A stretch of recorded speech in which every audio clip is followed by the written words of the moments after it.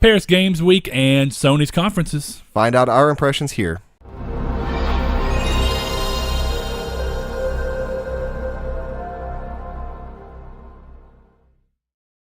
Hello and welcome to episode 32 of Triangle Squared. I am your host, Mr. Brett Beck, and alongside me... Saul Bridges with lucky number 32. There we go. You see, you can't forget because, as you know, people get on your ass. They did. That's what happens. So I got attacked personally. So I'm going to turn you down because you don't need to be up like that anymore. There you go. Whoopsie daisies. Audio technical difficulties. No, I mean, it's nothing bad. Just be loud for a second and then a little bit quieter. Yeah. But moving on from there, we are Triangle Squared. If this is your first time joining us, we are a PlayStation-based podcast, and we post every Monday on YouTube in a video format and audio-only format on podcast services around this spherical thing that we live on, if you believe that. Except Spotify, and no, the earth is flat.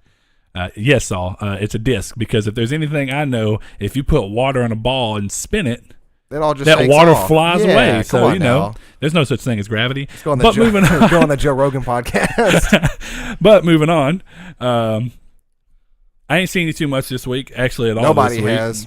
Yeah, it seems like it's been a weird week for you. So what have you been doing? What have you been playing? I finished up the weekly stuff on Destiny 2. I went through the... So you're actually still hopping into Destiny 2, at least to do your weeklies? Yeah, at least to do my weekly stuff, the Flashpoint. Now, does that include the raid? No, I didn't get to do the raid this week. I don't know if any of the people I normally do the raid with got to do it. Played a little bit of Division in the time that I had off to play. Yeah, I was wondering. So you made a new character this week? Yeah, made it to level 4. All right, I'm level 5 right now. Okay, I might be like level 5 or something. I'm like 5 missions in. I did the first like strike style mission or raid style mission where it match made you with other people, and I did a mission after that. Well, I didn't have to be match made with other people, because I was playing with Ryan. Yeah. So I did that, and then I got one more mission after that. Sure. Played a little bit of Stick of Truth, and have you gotten like? I haven't got to play too much of it. I only got to play like an hour. So no real progress, at least in your opinion. No real progress. I mean, that game, at least from what I remember of that game, it's got a good sense of progression. Yeah. But at the same time, I won't say get lost, but obviously you can spend a considerable amount of time on side quests. Yeah, and I haven't really done much of those, but.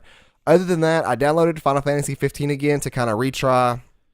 Hadn't had a huge chance to play. That's what I was about to ask, because I knew you were saying that you wanted to retry it, but did you play? I mean, have you played it at all? I got to the... and you just put new save, right?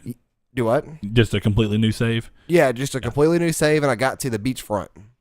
So, okay, yeah, you got down on the... Yeah, I can't remember what it's called right now. I can't either. But I got to that, and I saved it, and that's pretty much been the last thing I've got to play on actual consoles.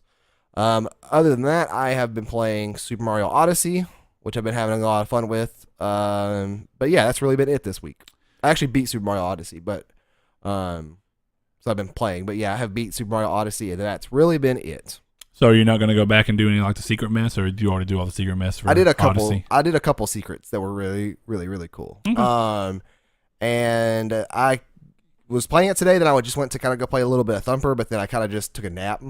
That's why I was 20 minutes late over here. So that's okay. Had McDonald's breakfast and took a nap. So okay, food coma. That's the way you live. What about you though? What have you been playing? Well, weirdly, this week has just been a lot of not having quite as much time as I thought. But as you know, my good buddy Donovan moved back. Mm-hmm. So we ended up playing Diablo 2 nights in a row. Does he live around here, or does he live like his lives right down the street? He lives with his grandparents right down the street while he's back right now from where I used to live out in the country. Oh, we should go get lunch today or something. Yeah, he's free. I need to see if he's available today. But I've been, me and him have hung out a few times since he's been back, and he's my Diablo partner. As you know, he's my PIC for that. So with that being said, I'm at 92% of that game's trophies. I need 100 treasure goblins, 500 bounties, and to smash I can't remember what they're called. Smash 50 items, I think is what it is. And that's it. I'm done. And I'm very close, I feel like, to that. So as I continue to roll through, I mean, me and him are probably on schedule to... What's funny is he's not even wanting to platinum the game. He's just playing because it's a fun game for me and him to be able to play and still screw around with. Because like we're playing on like Torment 5 and still doing fine. So yeah, that's not bad then. Well, because we're level 70 characters with enough build up and Paragon level to make us to counter us. And then, of course, we're playing character builds we know really well. Yeah. So I'm playing as my wizard, and I love wizard because you get disintegrate and you just mess them up. Okay. But Diablo is a fun game. It's just one of those games where you can burn yourself out on it, but as long as you kind of just jump into it at times. Every time we played it since he's been back, I've been having fun with it, and it's been a long time since we really played the game, so it's fun. Super interesting. So yeah, Diablo. I played a good bit more of Assassin's Creed. I would like to say I'm a little further, but the game's got a lot of stuff that's easy to. It's a good thing, to be fair. It's got a lot of RPG elements to where it's like, okay, well, you're going to go find this gear, and you want the gear for a specific reason because it gives you different bonuses. Like, I have a weapon that, when I hit, has a chance to apply poison. Right. And it's also a heavy weapon, so it has dual use, and you can flip between weapons slots that you have.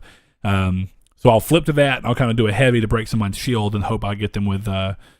it'll do like a secondary spin too, and I'll hope I can get the poison on them, and then I can kind of just play it safe a little bit as they get hit by poison and take damage that way. But the game is surprisingly good. I actually think that you would enjoy it. Really? Yes, I really think you would. Now, I've expressed a little bit of concern of either the game being a little too big, or just, I don't know, I have a little bit of a feeling like I'm having fun while I'm playing it, but I'm getting to the point where I feel like, depending on if I don't just shoot through the story missions, I may burn myself out on it. But I've played like a good 25 hours, maybe 20 hours, but I've just done a whole lot of side missions and side quests because there's different gears to get you. Cause like your gear's like leveled, or it's like a rarity to it. So there's rare, there's common, rare, and legendary. And the legendary stuff's got a lot of cool side special effects that it'll do.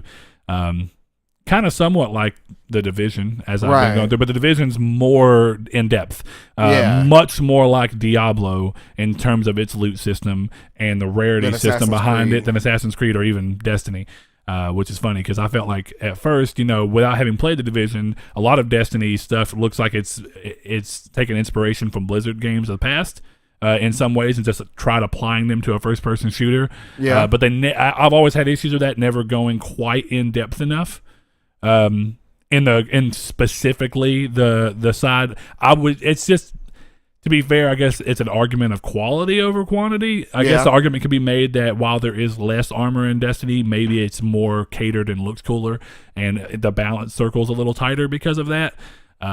Not sure, but I always did like the idea of Destiny being a little more Diablo-like, where it's like, okay, you're going to have, common, rare, or common, uncommon, rare, and then it goes through all the way to legendary items, and has like 5 or 6 different rarities. So that there's, I guess, the sense of progression is a little more natural in that state for me, and you get a little more excited when you get a legendary, or like when you get it's epic, it's a legendary Ingram and Destiny as well. Yeah. It's just that exotic is kind of what you start really wanting more than anything as you get to late game. So I don't know. It's weird, but right now it's a nice break from Destiny, and I'm glad that it's more grounded than Destiny. It just feels like a nice change of pace, and the third person aspects.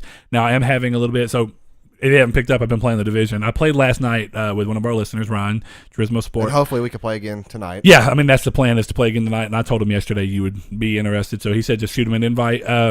But, I mean, the game's fun. I like it so far. Like I've always said, I really like third-person shooters. Getting used to the contextual buttons for cover has been weird. A little weird. Yeah. Not bad, and I enjoy the cover. And actually, I enjoy that the game is so cover-oriented. It feels more tactical than Destiny, of course, on a general level. Yeah, and where Destiny's a little more action. Yeah, it's just getting used to having to hold X to like kind of move from here to here, because if you let go, and I like that. That's it's like a Gears thing, and like other games have done that. Yeah. The Order did that, and even this game does a good job of letting you know that that's why you stopped. You let go of the button. Yeah, it stops the round circle countdown thing. Exactly, and I like how the context actually makes sense in the grand scheme of things, because it'll do like I was running. And because of where my camera was at, it pointed at one behind it. And I was like, that's actually where I want to go. And it started running me, but because of the path I was actually going to go, there was something in front of me that should have been covered, and I thought it was going to slam me against that, and he just went around it. I was like, nice. Yeah, it's super. It has a lot of attention to detail in that game. Yeah, and that was one of Ryan's big compliments towards it, is just very, very good detail. It's going to be super cool to play it tonight, and when this airs, of course, last night is what I mean. Yeah. Because I've never played it with people before, other than the random matchmaking it throws you into, and those. Yeah, and he said he doesn't play that at all. He always either plays by himself or with a friend, which seems preferable by far. It was super fun by myself, but like I kept having teammates get down. I will and say it I was like annoying. how single player oriented it's It able can to be. Yeah. Like if you wanted to play it as a single player game, it's 100% possible to do that. Yeah, it's super cool. Which, I mean, that's great because he was saying like he doesn't even mess with the Dark Zone because it's just not the play style he likes, which is funny because it's about like me and Destiny. I don't mess with Crucible. I tried to go through not the Dark what I Zone. like. It's actually kind of fun depending on how you play it because Well, if I you see find that. people you can get in We were with. kind of going through everything, and it's like the game is so RPG Yeah, that there's so many stats. Yeah. And it's impressive, actually. I hope he's okay with doing that again with me tonight because I need to do that because I still like from playing it back then to playing it now I don't remember anything. Yeah, it's interesting. He was good help, but at the same time, he asked me, he's like, "What do you want me? You want me to tell you things you need to know to an extent, or do you want to play it organically?" And for the most part, I chose organically, but I asked him a few things out of curiosity because I do want to, much like I was with you in Terraria, I wanted to experience the game as it should have been. Right, and instead of just kind of tell me exactly how to do things. Yeah, It's because like I would have felt cheated, and I would have felt like I cheated you with Terraria. So that's all I've actually gotten to play. I did pick up. My beautiful dot hack GU trilogy. Oh yeah, plus episode 4, the new one. Did you get to play that at all? No, I haven't played it yet. I'm holding off specifically because I know that as soon as I dive into one and I beat one, I'm gonna have to beat the other two. Yeah. I know myself enough. It's a problem with me in trilogies anyway. If I buy any game in trilogy, bam. Which is funny because I know you hardly do that. You don't want to get the fatigue. Oh yeah. Yeah, I learned that with Uncharted. Yeah. So it's interesting, but that's about it. So I mean, I've got a lot of stuff to look forward to. It's just a big issue of having the actual time to do it. I understand that. And there's still games I haven't picked up that I want, but it's just going to have to be. That one was important to pick up because I was there on launch day it came out because I was like, it's an itch title. If I don't pick it up, it's going to be gone. It's almost a game that you almost had to pre-order it to guarantee you're even going to get a copy. The hack? I guess they just sent that out in such little tropes that it's hard to get. It's just one. I mean, those little niche RPG games happen like that. It's really hard to get East Lacrimosa of Dana. It's just a game that they don't overproduce. They produce to expectation. Right. And those games are budgeted to expectations, so it makes sense. It's a good deal. Yeah. But see, I got a 3-day weekend, but I do this weird thing now where it's been a trend where I work 8 days in a row, then get a 3-day weekend. Yeah. Or I work 8 days in a row, I get a day off, and then I work 2 days, and I get a 3-day weekend, and then work 8 days again. So maybe between tonight and tomorrow night and tomorrow like morning and stuff, I'll be able to play a good amount of games. Yeah.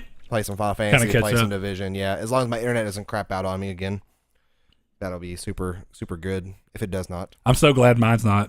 But at the same time, when it does happen, I'm curious wondering what's if they're gonna gonna happen. like move this way towards you, and it's gonna start happening because it's pitiful. To be fair, I have a lot of single player games to play, so I'm not hurt. Which one of those games can be played offline though?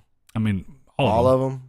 A lot of games I tried to Dot play. Hack completely playable offline. Assassin's Creed I don't think is required to be online, so I'm good. The there. last time my internet went out, there was a couple games I was trying to play. Like it wouldn't let me play bot games in Rainbow Six Siege. It wouldn't let me play. There's a couple other games that I tried to do. Yeah, games that are online only. They have offline components, but you still have to be online to be able ridiculous. to do it. Yeah, it's a weird thing, but I mean it's the way the industry is right now. So Saul, we've gone on long enough with that. Go on and hop into that drop there. Sure thing. Is it actually? I wonder if it's long this week. Have you already skimmed through it? Yeah, I already skimmed through it. It's not too long. Yeah, I figured. Phone is my source of the drop because my laptop is dead. We have Ace of Seafood for PS4. ATV Drift and Tricks for PS4. Retail only. Hold on. What was the first one? Ace of Seafood. Okay, why does it look like Ace Combat text? It actually does. That's not the only what game looks to be like a ripoff. You'll see soon enough.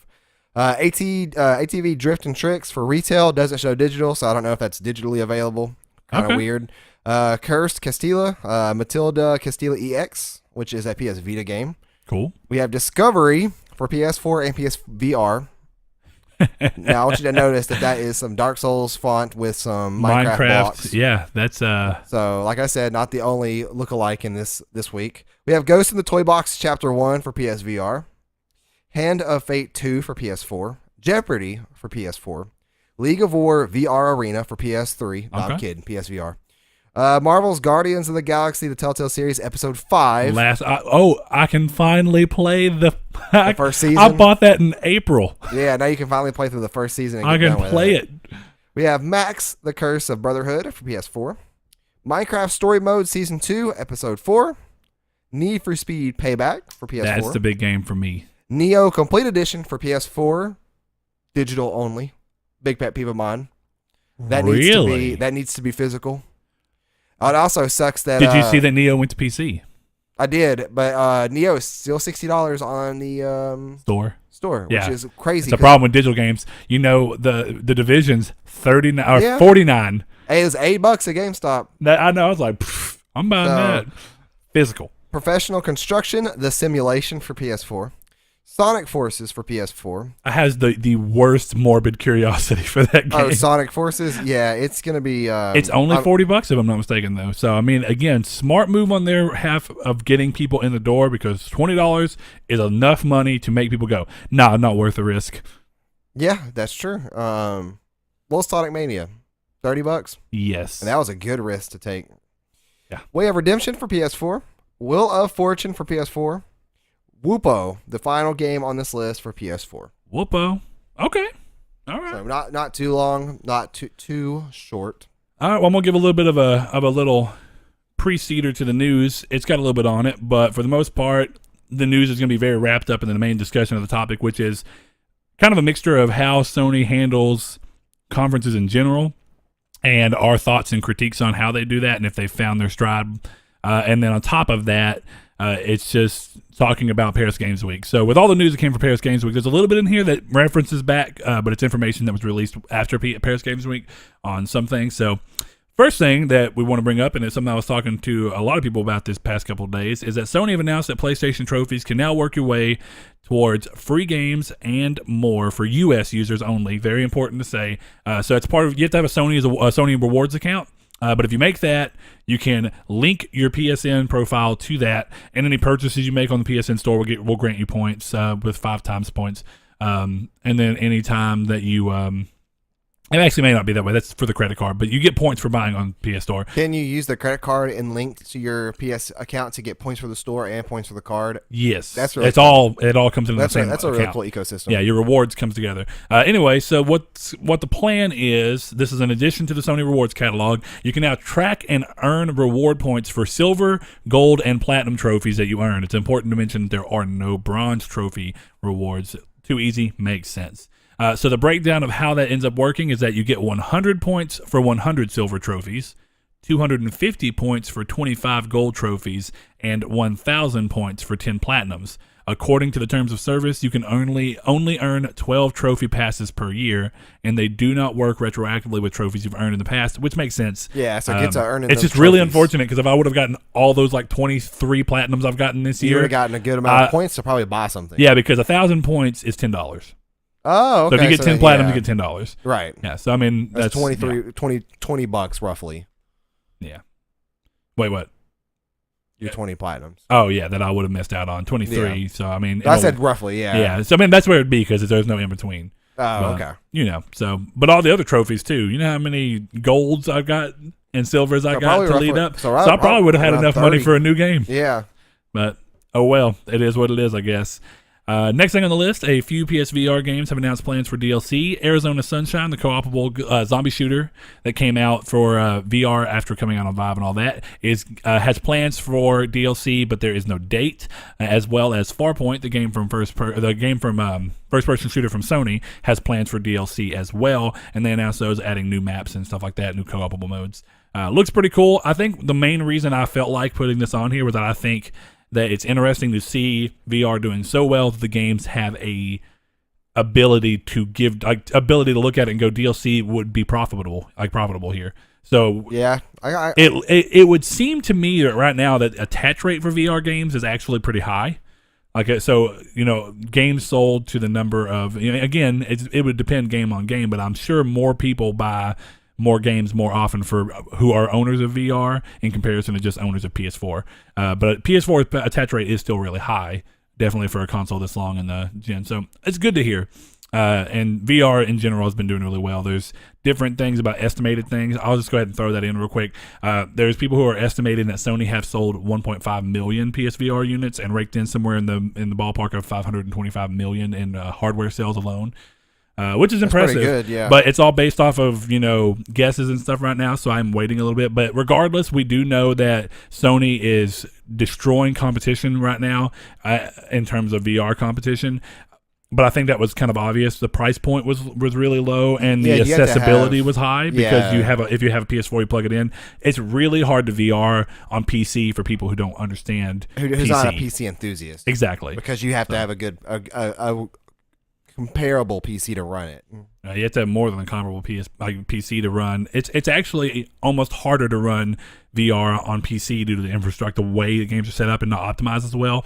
No, I've seen people run VR on cheaper PCs. Oh, I've seen it. I mean, like for the most part, and it's pretty comparable to PSVR. Yeah, I guess. Like it's not. Oh, and I don't know if you crazy. saw. Some games just don't perform as well as games on VR. I think it was Rift drop its price to match the new Microsoft VR things that are out because they're cheaper. Oculus. That's right. Okay. So I thought that was interesting. Vive. Yeah, the Vive was more expensive than Rift at launch, and I think it still is. So I don't know. VR is very weird. It's a burgeoning market. I can't tell if it's a fad or not. Yeah. Oh no, it's not. At least to the extent of it is not a fad in the same sense as Kinect was, or in the same sense as Move was. That's what I'm curious about because I'm wondering. But I mean, 5 years, it's far surpassed the sales and interest and intrigue and even general support from Sony that Move ever did. Yeah, I guess that's true. So I mean, you're a year into it, and the VR's had more go on in this first year than the Move had in the entire time it was really being even talked about, which was probably 2 to 3 years by Sony before they finally just completely pulled the plug on games. Like Until Dawn was going to be a Move game, pulled that off. I think that they realized it would be a waste, and then they could do more with it. Yeah.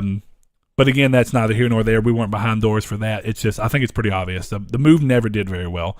It had a couple of really cool games like Sorcery I really loved. Kinect never did well either. But yeah, Kinect didn't do too well either. Did you see that Microsoft pulled the plug on Kinect in general? Yeah, which is interesting. So. It's like that should have happened 2 years ago, in my opinion. Absolutely should have. All right, next thing up on the list, Metal Gear Solid 5. This is super weird. Metal Gear Solid 5, The Phantom Pain, and Ground Zeroes received a new patch to add support for PS4 Pro. That's all in all. That's already a little weird because of how old the game is. It's just odd to see them do this now, this month's game, instead of going back. You know what I mean, though? Yeah. That's what it's funny that they're doing. It must be because they think people are going to hop into it. Oh no, yeah, they most certainly are. I've seen a lot of people saying, yeah, I'm sure people are hopping into it. But here's the bigger issue: or for this Ground Zeroes standalone game does not receive the performance patch, which is weird. Instead, only receiving the patch as part of the definitive edition of Metal Gear Solid 5: The Phantom Pain, which is super weird. Now, is that because what is it? Ground Zeroes, does that already run at 60 frames per second? I don't. Would that be in such a small game? Well, the game runs to 1440p. That's what Metal Gear Solid 5: The Phantom Pain and Ground Zeroes go to on PS4 Pro. So they run at 1440p and then checkerboard themselves up to 4K. So, but do they run in 60 frames with the support? I don't think so.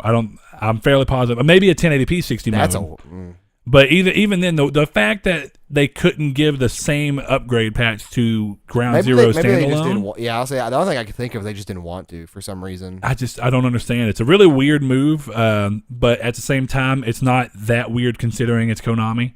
Yeah, they surprise me all the time. Konami is a super weird company. They really are. So whatever, though. I mean, it seems like a couple people are mad about it, which rightfully so. But I mean, what are you going to do about it? So. Next thing up, Assassin's Creed Origins has received its first patch, bringing with it a lot of small fixes. The update comes in at 1.35 gigs and fixes small graphical and audio inconsistencies while also adding and improving gameplay aspects, fixing quest progression issues, and general performance across the board. So I haven't played since this update actually installed on my system, but the game didn't have just too terribly many issues, but every now and then something small would happen. And it's good for an with all the Origins I played. I was like, there's still a couple of issues where you feel like it could have been optimized better, but there wasn't just woefully terrible. Like, how did that get through quality? Yeah, some of that, and with Assassin's Creed launches, we've seen that. So, yeah, so I mean, some of it, not all of them. You know, that was really Unity really brought that down to a complete. That was when it came to a head. It was like, okay, this is unacceptable level of quality control. It's like, how does this get through that? But I mean, it's weird. In the grand scheme of things, the game has run better. Now, of course, it doesn't look or play as well as something like Horizon that's proprietary and runs on one set of hardware, but it looks good enough. Again, good enough, and it's It's okay. It's got the thing that I wish that they would just pull the draw distance for characters down a little bit, because sometimes the draw distance is high enough where you can see characters, but when they start moving, it does that weird thing you used to see back in early and even sometimes late PS3 games, and I haven't seen it much on PS4, where you can see them because it's desert and there's not a whole terrible lot of trees depending on where you're at, and you can see their animations, but their animations are so far away that it's like skipping frames, so they look like... Skyrim does that on PS4. Really? I noticed that when I played Sky. I was curious if that's what you're going to say. Yeah, Skyrim, I was up on... normal PS4 PS4 Pro? PS4 Pro. That's what I'm playing it on. Oh, I didn't know you were playing it again. Yeah. Oh, I forgot you said you were. Yeah, I started it very briefly just to see how it works. That's right. And it did do that to me once. I could stand up on like the little... I can't really describe it that well. If you're running down to... what is it, Whiterun, the main first city you go to, the big first city. And there's like that path that leads off to the left that goes up to like a bandit camp up at the very top. Then there's the field that has them companions fighting the giant. I was standing up on that sidewalk and I was watching them fighting the giant. It was just juddering movements and then them hitting the giant. And then one of them flew up and it was like a slideshow, the guy's body just flying up. It was hilarious. That's weird. Then again, that's a Bethesda game, and those are typical to happen. It is a PS3 game, so you have to kind of find your balance. But I just thought it was weird. But it's not completely, and really, unless you're just really looking, you don't notice it all that badly. But it's here and there, and I'm like, it kind of sucks. But still, happy to see them doing that. So next thing, PS Plus games for November have been announced. Starting November 7th, which is the day after this airs, users can download the following games. So, Worms Battlegrounds for PS4. Bound for PS4, which I actually am interested in. That's the only one I'm interested in. R-Type Dimensions for PS3, Ragdoll Kung Fu, super old game for PS3, Dungeon Punks for PS Vita and PS4 Broken Sword 5, The Serpent's Curse, episodes 1 and 2 for PS Vita, and as a bonus, which I like that they've been doing this as a complete bonus instead of it taking a slot of another game, users also get access to Until Dawn, Rush of Blood for PSVR. So... they did the same thing with Rigs. They've been doing the same thing with the PlayLink games too. So I mean, you're seeing those games look like garbage to me. Every one of them. I mean, no, what is it? What they show? But they're not games for you. Well, yeah, come on, man. Even if I had like 3 or 4 people. Hold on. Which one you saying looks garbage? All of them. Erica especially looks like garbage. No, Erica looks like a 200006 sci-fi TV show that they're incorporating. No. Yes. I mean, they haven't shown enough for it to be that to me. You know what I mean? Yeah. That's what I'm saying. But but I like the idea regardless. I think that if it's what they say to where you have dialogue things that change it every couple of seconds and it legit changes and doesn't give this illusion of choice, if they can pull it off, I think it's a great idea. I think the same thing's true with the new PlayLink game. I haven't picked it up yet. It has the key in the hole. Is that the way you're No, it's the one made by Supermassive that's Hidden Agenda. Until Dawn one? It's not Until Dawn. Until Dawn's the VR one. That's right. Yeah, no, yeah, you're the right. Inpatient. But this is by the same. This is by the same people, right? Same group. It's just not the it's spiritual successor. Or Hidden Agenda or something like that, and it's the one that's got like the cops. And it's going through. It's a thriller. And I respect them as a studio, and I know that all they're doing is taking the idea of Until Dawn and going, okay, but what if instead of one person making each decision, the decisions came up in a group of people? You can play a single player. Yeah, and that's just that's not my thing. Like, I if agree. I'm with a group of people, I'm not playing those kind of games. I agree, but I will say I know a lot of people who do that or who watch streams and then will be like, choose this, and it's like people like that group sense of activity. Definitely people who aren't really good at games. And sometimes they're a little scared of coming into a game, even like Until Dawn, that's actually easy enough. Yeah, it's just my computer. Don't worry. I know. But I think it's a weird thing. They saw it enough to be like, okay, people like doing this. Apparently, Erica wasn't going to be a PlayLink game at first, and then they started noticing people were like, no, do this, and they were like, what if we just let everybody make the decision? So again, I think it's good enough ideas, and since PlayLink is more aimed at casual people, I think it's smart. I could see how somebody who's a little more of a core gamer is like, but I don't think that they've shown enough for it to be a complete write-off. Well, and I see PlayLink trying to be talked about as like the ultimate like go-to party thing. Like if you have friends over, that's what you should be doing. I've seen people say that. I'm like, no, people want co-op games, like games. Well, again, core gamers do, but not always. Well, that's who it gets weird. Sometimes you're right though, because I mean, as long as the game's accessible enough, like I think Knack 2, if you play it on a lower difficulty, is accessible enough, and the co-op is beneficial to both because I actually watched like a 3-episode stream of somebody playing Knack 2 co-op. It looks fun. And number one, that looks really good, but at the same time, that's only a 2-people thing. Well, There's not a lot of 4-player co-op games. I think Diablo on really low difficulties, it could be fun for people who are kind of. And Diablo's simple enough; it's like almost like a point and click, or a point and shoot, dual stick shooter. Yeah, like it's simple enough to where I think. But I don't know. I saw a big YouTube channel say that, like a very famous YouTube channel. I'm like, are you serious? That's weird. I mean, I don't know. I think that it's aimed at casual people. Obviously, right. I don't think there's any. I'm just saying the people who said this, they weren't casual gamers. They were very hardcore gamers, and it's just like it's a really weird thing. It's just not something I like.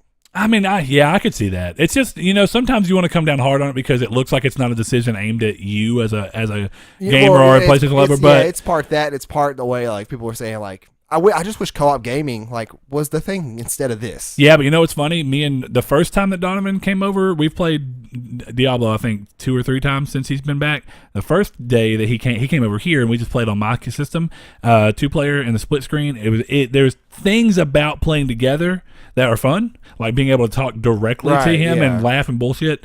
But then there's things about being on the same screen. It's like there's too much going on. There's too much information on the screen. And then like the way that they split up, it's weird. The way the whole game works, whenever the next time we played, I uploaded his save thing back to him for him.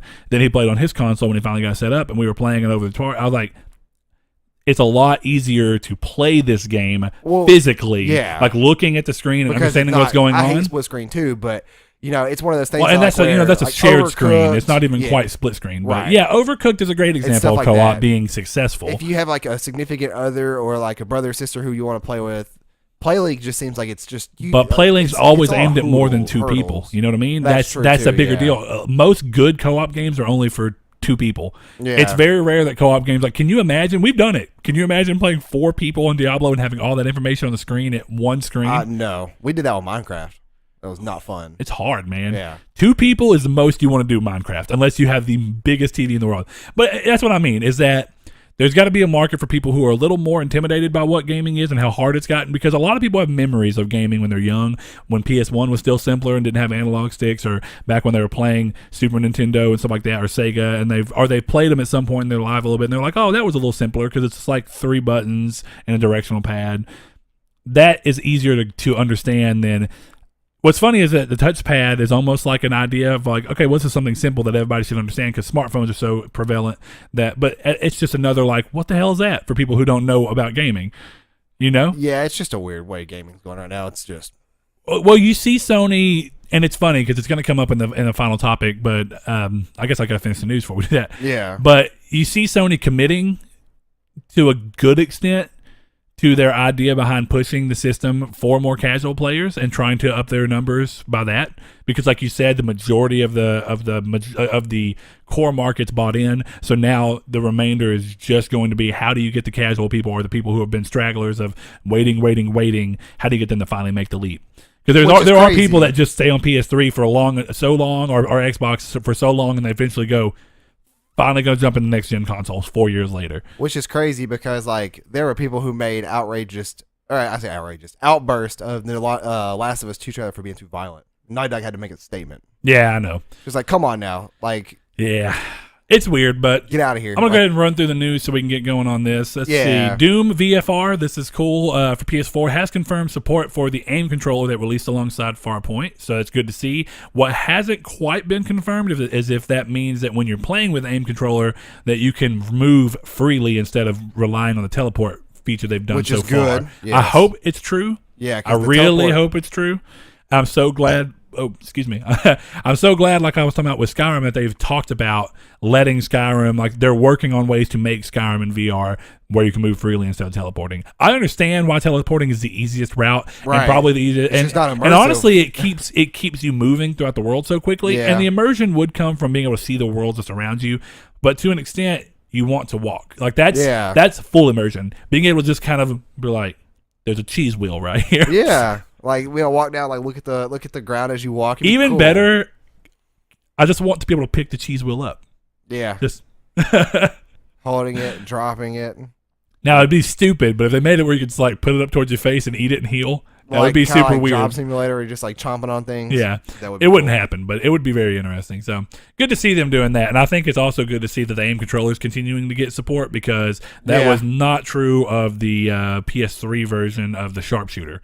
It got like maybe 3 games supported. Killzone 3, Resistance 3, I think SOCOM 4, and then that was it. Yeah, it was very limited. So good to see. Now I'm excited for this one. 2D platformer Owlboy is finally coming to consoles. Released on PC a year ago, the pixel art platformer has been announced for all major consoles, including Switch. So you may want to get it there, depending on where you lie. No, I'll get it. I'll get it for PS4 for trophies. Yeah. So anyway, coming in February of next year. So not too far off. Really good to see. Yeah, that game is super cool looking.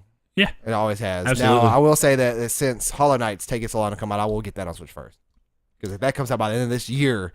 It's coming to Switch. Hollow Knight looks awesome. It does. It does. And that's one I want to pick up on PC that I could play on my PC, like Cuphead, but it's something I want to play in my hands. Yeah. So bad. Yeah.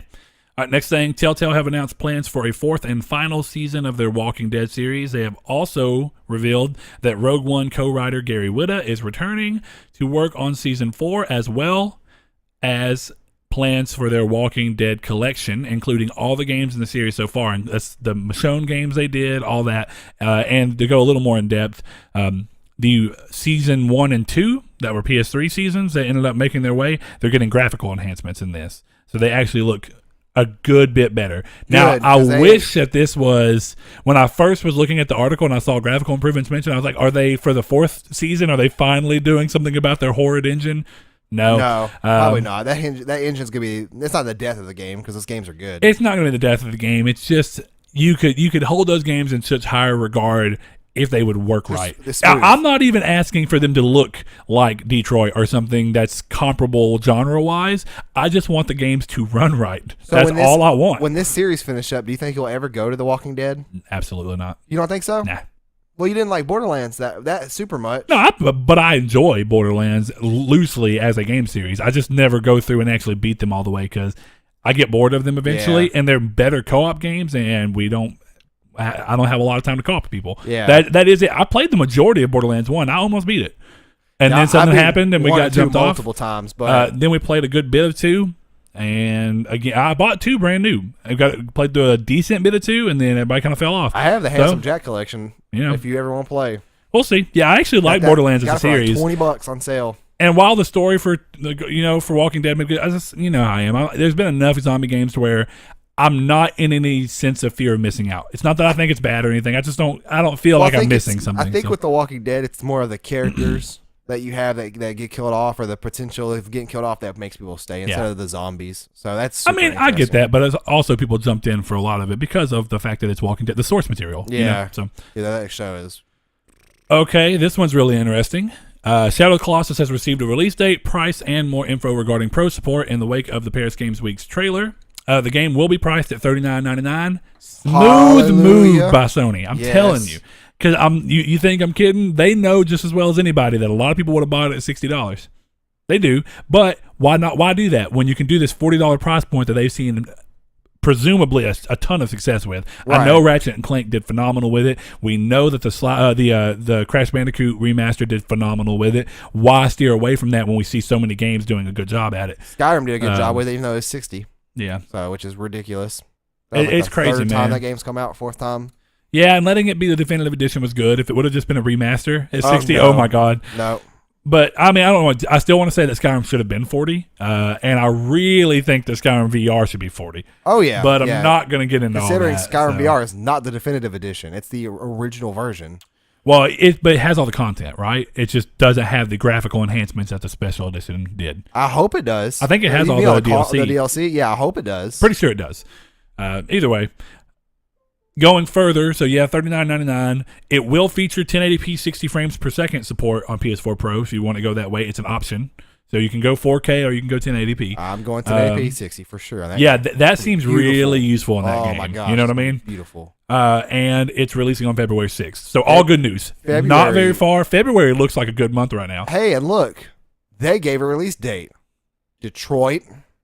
looking at Hey, you. hey. No, I didn't even watch it. The second I saw somebody say in the Reddit thread, they're like, "Did they give a release date?" Somebody said no, and I said, "I'm not watching that." Like I didn't get to watch it live, so I had to go back through and watch all the videos. I watched it live. No, I'm sick of seeing it. I'm keeping myself blind. Don't get me wrong. I watched Dan get called out by the motion tracking actor on our Twitter for comparing her to Jennifer Lawrence. Dan, I want you to know that gave me a really good laugh.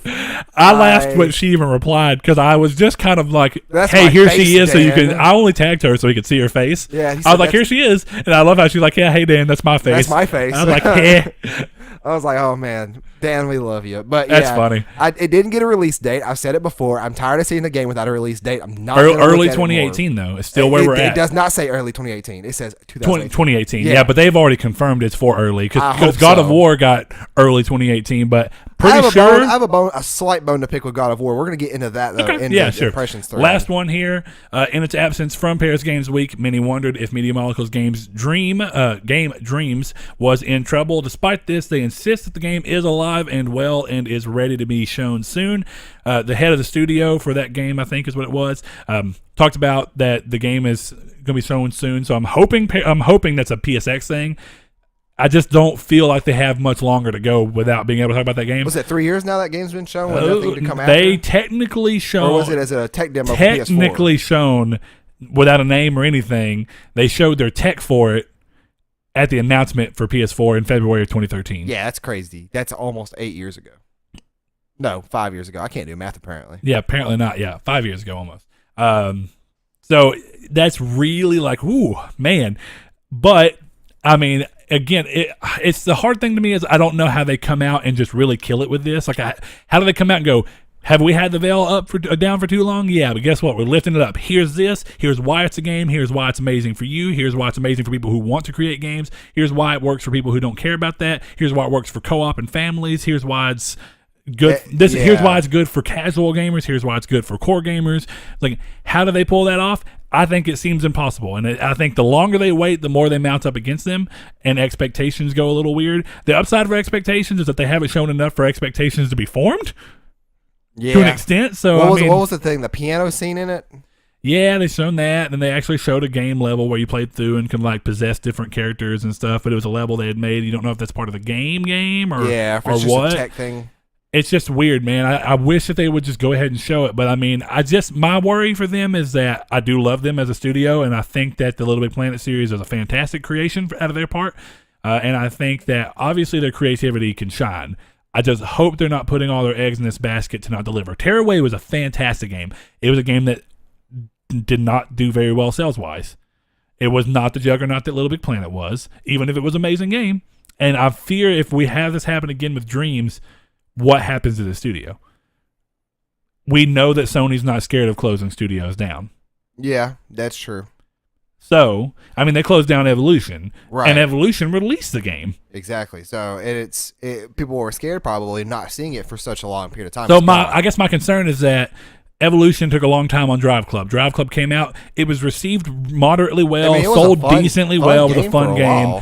And then they got closed down. Yeah. Okay, so what happens? Was it because they didn't want to close the studio down until they got the game out to try and get some return of investment? So is Drive Club facing no more updates or anything because Evolution's down? I never thought about that. I don't know. I think somebody took over, but I'm not completely sure. But it's a weird thing. All I'm saying is that I hope that Media Molecule stays around. I hope that this is as crazy as they're acting like it is. Right. Like, I hope it's as a grand of a game as I'm hoping it to be, or not, it's going to be a letdown.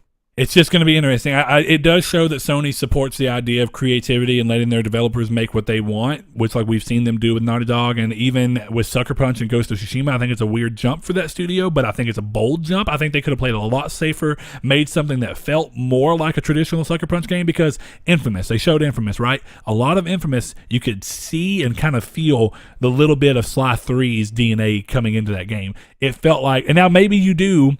We haven't seen too terribly much on Ghost of Tsushima, but maybe you see kind of traces of Second Son in there. You know what I mean? I would be mad if I didn't see something at least nodding back to stealthy Sly movements and stuff. I'm sure you will to an extent, but it's just interesting. Like, even the animations in Infamous 1 were very, very derivative of what, and probably the same animation as the crouching stuff from Sly. I remember watching Seth playing that, and I was like, why does that look like Sly? Yeah, it looks like it's a different character model, but it's Sly doing that. So it's a weird thing, but I mean, again, I just hope that we see we see Media Molecule really nail it with this, and if they do and they stay around, I'm excited. I just, I wish for the best for them. If they get closed, I mean, I guess to an extent you got to say they did it to themselves, but we'll see. I mean, I don't want to say anything too negative until we see what their stuff is. So Saul, we have one thing for fan mail. So you guys may have realized that we didn't post on Twitter this week about fan mail, and that's because we got a really good question last week that was just too long. I don't know what you're showing me. Oh, never mind. It's on European. Hey, if you guys want to know, East Origins 40% off on European PlayStation Store. Game's great. Pick it up. I have East Origin though. I have it on PS4 and PS Vita. Remember? Beat it on Vita. Oh, so good. Continue. I can't though. But so we had a question last week by our good boy Shariko. You can't. Sorry. Wait, what? I forgot you don't have a Vita right now. Oh, yeah, exactly. But he asked us, what 5 games will we take to an island in one video game controller? It could be any mixture. I'm assuming the video game controller would work. I do. Yeah, that's the only loophole is that it doesn't have to belong to that console. By logic, the games would have to be on the system that controller would work on. Right. But in this scenario, we're just going to say that it's a PS, like say that I say DualShock 4, it's a PS4 that's backwards compatible with every game that's ever come out for some reason. Yeah, so like that, and that's what I'm glad he did clarify that with us. So this is our one reader mail question. It may take up a good few minutes, so I'm sorry for that, you guys. Typically, what we may do moving forward is we may only do 1 or 2 at a time. Harken back to those in later episodes or something. We may just save them all up for the ones that that we don't have time to do. But Brett, do you know which ones you would? Because I do. Go ahead and hit your list. Okay. I know loosely mine, but I'm going to start typing them out because I've been thinking about it, but I never did type it out. Okay, so obviously we have Bloodborne. I could replay Bloodborne 1,100,000 times. I can understand that. Even with that, like what I'm going to do though is if I had like a little genie, I would do the little genie wish of saying that I could get trophies every time I restarted a new profile. So like I could platinum it 100 million times to get satisfied. I'm going to do Dark Souls 2 because I've actually played through that game a couple times, and I never gotten sick of playing through the game itself. Just the trophy hunting in it. I will be doing Shovel Knight because I have such a fun time playing through that game. And if you can get the Treasure Trove edition, you get like 4 games in one, 3 games in one. You get Spectre Knight, Shovel Knight, and then Plague Knight. I think you can even do more now. I have it on my PS4, but I can't remember what's all on there. So, and I want to platinum that game next. I think that's going to be my next big platinum, Shovel Knight. Okay. I could see that for you. I mean, I could see you doing that for real. And in the same, is it a challenging platinum? You have to beat the game in an hour and a half. That's what I've actually been trying to do. Okay, so, gotcha. And I love speedrun trophies like that. Next game on the list in the same vein as Shovel Knight would be Super Metroid 2. That's a good game I could play quite a lot. 5th game though, Guitar Hero 3. You know what? I'm not gonna lie with you. I'm not gonna lie with you. Rhythm games have gone to hell. Yeah, they have. Guitar Hero 3 is the best Guitar Hero. It is. Hands down. It really and the reason is that Guitar Hero 3 is more of a game than any other Guitar Hero game. It has the best sound listing. It has the best soundtrack. Dude, the mechanics, the idea behind having boss fights, and the Devil ability down to in Georgia boss fight was amazing. Well, all of them, being able to get little power ups and you can like throw lefty flip on your opponent to mess them up real quick. Dude, I'm trying to think. That's such a good mechanic. Tom Morello was a boss. Yeah, I was gonna say Tom Morello. I can't think of his last name because and he played it. What's that Rage Against the Machine song that's in the game? Oh, yeah. Was it Bulls on Parade? Or was it Killing in the Name of? I think it's Wolves on Parade. I don't think it's Killing in the Name of. I could be wrong. But the set list in that game was fantastic. And my controller is going to be DualShock 4. Hold on, though. Here's the issue. Nope, it's not an issue because I learned how to play Guitar Hero 3 using Xbox 360 controller. And I could play every song except Dragon Force on Expert on that controller. Okay, so you said you'd play all these with an Xbox 360 controller? No, I have. No, but my controller was DualShock 4. Okay, DualShock 4. But yeah, I did learn how to play. Don't get me wrong. I did Guitar Hero Unplugged on Vita. I mean, so Rock Band Unplugged on PSP. Whole thing was wrong. Yeah, you got 2 different anyway, things there. Rock Band, yeah, it was similar, but not quite. But Rock Band Unplugged on PSP, you obviously couldn't play it with a peripheral. I played the hell out of that with just the buttons. I loved it. Yeah, and like I still I don't remember why, but I still could probably easily pick up Guitar Hero 3 all with a controller and play through it. Honestly, I mean, don't get me wrong, the guitar really sells the experience for me. It would still be fun without it, but yeah, I mean, I'm completely with you. It's weird in the grand scheme of things, but I follow the thought process of how actually fun that game was, and of course, it would also give, if you're stuck on an island and some reason you have all these games. Nowhere we talked about music, you get your music fixed. Exactly, Bam. And you wouldn't go crazy because you would be just listening to video game soundtracks. I actually did have a hard time though because the OG Xbox 360 controller is a good controller, and it was between that and DualShock 4 is my favorite controller of all time. I was hoping you weren't going to say the Duke, the OG Xbox controller. I can't even believe. Did like that though. I can't even believe they're selling it again. I liked it back when I was like 13. My hands were small. Here's my. I had like Whopper hands. As a quick aside to this, Whopper hands. The new Duke that they're making. Yeah. Does it have a better dead zone? Like, have they redesigned the analog sticks to have better dead zones? No Are idea. they original? Like, are they still basing it around the original feel? That way, people know exactly where the dead zone is for people who played them. No idea. I never, being that young, I never noticed the dead awful. zone. That seems awful. But I will say though that the Switch, dude, I've got like we were playing Mario Odyssey. Mario Odyssey. We were playing that last night, and I had it docked. For the longest time, I just had the two Joy-Cons in my hands, and I was just like sitting there playing it like this. Like I had one arm by my side, and the other arm just on my blanket, sitting there playing it. It's such a cool experience to play a game like that. But yeah, so those were my 5 games: Bloodborne, Shovel Knight, Super Metroid 2, Guitar Hero 3, and I'm really surprised at the Super Metroid 2 for some reason. I had a brain fart. Wait, what? Did I only list 4? No, I listed 5. Yeah, you listed 5. Bloodborne, Super Metroid 2, Shovel Knight, Guitar Hero 3. What was that? Roll the tape back. I don't remember what the 4th one was. Oh well. Oh well. I don't know either. Sub in Halo 2. I don't care. Like apparently, like that was another game I thought of because the skulls and stuff. Trying to find all the skulls in that game. And what was the one I got so into that Guitar Hero 3. I did too. Oh, Dark Souls. Dark Souls 2. Yeah, that's right. Yeah, so Dark Souls 2 could be interchanged with Halo 2. Halo 2 had a lot of cool secrets, like Scarab Gun, skulls, but this is a PlayStation podcast. And go ahead with yours, Brett. Okay, mine's a little weirder, I feel like, but I don't think it's that crazy because a lot of them are games I've ranted and raved on a million different ways. Saul's got he's got an itch in his leg and has to do a little stretching. Oh, Saul, show me your belly. No. I was hoping you were just barely in frame, but you're not. All right, so Saul, not surprising in the least, I think you know from me, Terraria. So yeah, I see another one on there that's not surprising. Oh yeah, no, not at all. So I kind of wanted to cheat with my second one, but I decided I wasn't. I wanted to cheat and just say the Crash Bandicoot Insane Trilogy because it is one game. That is a cheat. I would have said probably the Rayman collection if that was the case. Well, Rayman 2. The Great Escape? That's a great game. Yeah, it is. That's a great game. The Glades level. I I'm can't going to be real with you, too, though. I'm going to be real with you. I do like the first Rayman. No, yeah. Rayman 1's a good game. But Rayman 2, The Great Escape, though. I'm going to break it all off real quick. Best Rayman game. Origins. I need to pick that up on Switch. Because I hear it's a good platformer. That's Legends. I hear the... Huh? That's Legends. What's Origins? Origins is the first game in that style. It was Origins and then Legends. I did not like Legends. It leaned too far on trying to be rhythm platformy. Which is fine, but it was never really that fun or that intuitive. I'm not even gonna lie. I think that the cell phone games for Rayman in that UB art style, like Jungle Run, was even better than Legends personally. But I know that that's a little bit of a minority group. A lot of people really thought Legends was great, but Origins is the best. I played it on Vita. I loved it to death. Art style is the same. It's a very beautiful game. But yeah, there's also a really good Rayman Game Boy Advance game. Like a really, really good Rayman Game Boy Advance. No, I didn't have a lot of money for Game Boy Advance. They have Rainbow. They have Rayman: The Great Escape for DS.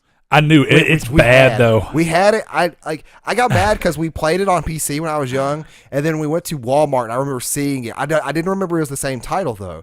So we bought it, and my dad actually went up there to return it, and they're like, "We don't return unopened games." My dad's like, "No, you're gonna take these back, or we're gonna get them a new game." And we got another game. I don't remember what game it was. It's interesting. All right, so yeah, I was going to cheat and do Crash Bandicoot, but do not cheat and not, sell yourself short on this little list I'm making for you, Sheriko. I'm going to say Crash Bandicoot 3. If I had to play all of it, I think Crash Bandicoot 3 is the best idea of all of the mechanics mixed together as a series and introducing enough new ones. I think that there could be arguments said that other games in the series are maybe better, but I have a big nostalgia factor for Crash Bandicoot 3. Even replaying it in the thing, I just loved it. That's how it was with Dark Souls 2, dude. Like, Dark Souls 2, I got Wisdom 2 pulled. Dark Souls 2 was there for me. It was I was playing through it, and I'm like, it's a comforting game. I got you. Okay, so as you can see, I'm kind of rolling through. Terraria is like my little bit of everything game because it's 2D. It's technically got platformer. It's technically got boss fights and all these things. So it's a little bit of like a 2D action game as well. Kind of like a Metroidvania in its own sense. Yeah, I liked it a lot because of that. Crash Bandicoot 3 is my legit platformer for me, like the straight up just a platformer. Of course, I like 3D fixed camera platformers much more than I like open 3D world platformers. So to kind of go through, I needed variety. That was my thought process the whole time. It's like, what games did I want to play? Nier Automata. That should be no surprise to anyone. I've ranted and raved about that game a million times. The combat is extremely fun. It gives me all of the JRPG vibes I would ever need to actually stay, and actually does so in a less cliche manner. It's always just making fun of cliches, actually, and kind of flipping them on their heads. So I think Nier Automata would be best, and I think that the story is good enough to be a continued story I can play again and again without any issues, since that's a more story-heavy game as well than something like Crash or Terraria. The Last of Us is on this list for similar reasons. I need a third-person shooter. Yeah. I need a action-adventure game like it kind of is to an extent. Story. And I need... That's the main reason it's there over something like Uncharted. Uncharted has amazing stories, but The Last of Us is so touching, and I have such strong memories of just beating that game. And I was having a conversation with my buddy. Expectations were weird for me on that game because I'm not normally one to go for zombies. Yeah. So I bought the game on day one regardless because I was like, it's Naughty Dog. I have to play it. I'll have to just begrudgingly play it because I just know that it's got to be good. But I was like, at least good. Yeah. I was like, I may not like it still because of the zombies, but whatever. And then I played it, and I remember the opening scene alone made me be like, oh, man. It's good. This I remember you made me sit down at your own house and play the opening scene. And I was like, man, gotta play this game. That was way before I had a PS3 though. Oh man, it's rough. It's just it set up the game so perfectly, and then running through that game, I think the game's got a beautiful story. It's very fun. I think the combat's good. Being able to roll up through, if you had to keep playing this game over and over again, being able to run up on the combat difficulty, would make it more fun, and you can kind of iterate and challenge yourself, and that's what would make it be fun. And survival difficulty sounds just like that because you ammo, crafting stuff. It's all hard to find. You have to actually go stealth mode with shanks, and even that becomes a problem of getting later in the game. Yeah, exactly. And then for my first person shooter mix, this one was a little bit of a hard decision, but I'm gonna roll with Resistance 3. And I have to go. I'm gonna stick to my guns there. I love Resistance 3. It is probably my favorite first-person shooter of all time. There's a lot of good ones. Killzone 3 is a good contender. Oddly enough, I still think Infinite Warfare is a good contender. It's just a good feeling game, and it's got a good story. So again, all these, the through line through all the ones that have stories is that that are story driven to any kind of extent is that they have good stories. That's my 5. That's Terraria, Crash Bandicoot 3, Nier Automata, The Last of Us, and Resistance 3. Honorable mention has to be Diablo 3. I've played that game a ridiculous amount of time, and it's still fun. By the way, I meant Metroid 2. Okay. Return of Samus. Super Metroid 2 I don't think exists. But I when realized you said that I said Super Metroid 2 because I thought of this list throughout I remember playing Metroid 2 Return of Samus on my Game Boy. See, I follow on that one. When you said Super Metroid, I honestly was like, is that because I haven't played every Metroid Prime game or every Metroid game. Super Metroid is something we had. I think Seth actually has at his house. Yeah, Super Metroid was the original Super Nintendo Metroid. Yeah, and I remember I said it. I'm like, wait.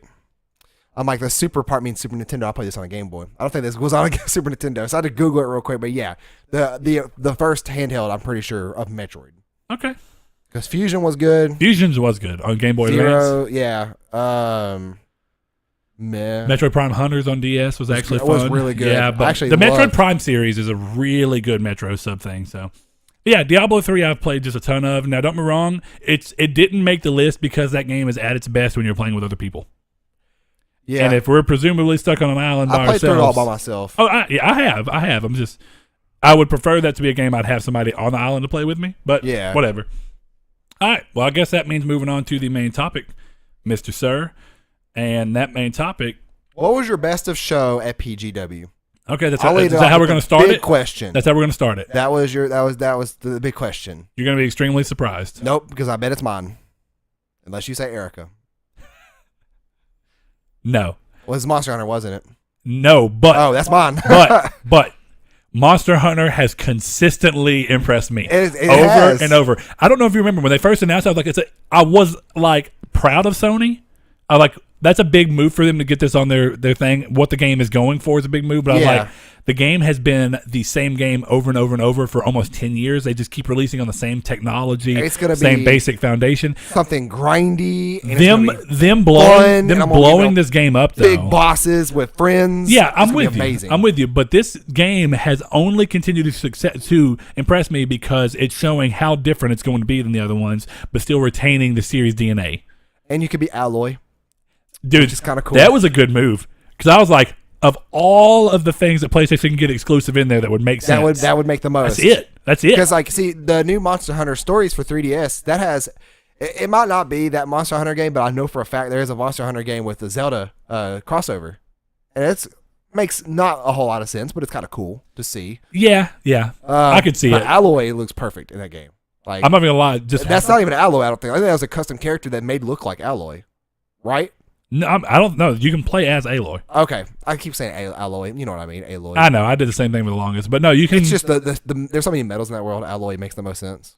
But in general, yeah. I mean, I think that was a good move on their part. My game of show, surprisingly enough, as you're talking about Detroit. Yeah. No, I'm not watching that. But here's the reasoning why.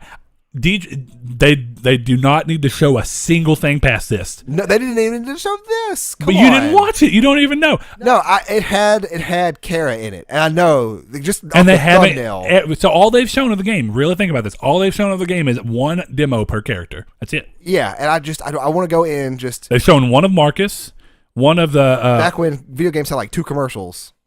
Not like 4. But look, one playthrough of Connor, Marcus, one thing of Connor, and then one thing of Kara. That's it. There's only 3 playable characters. Yeah, you're right. And there's been 4 gameplay as long shown, as, though, right? No, they've announced the game, but it didn't have any gameplay. It was just a general announcement. Then Connor was the first time they got to see the game in action. And then you saw Marcus at E3, and then this at Paris Games Week was Kara. Okay. And I think that's it. They don't need to push past this, and again, they show it because they have to give.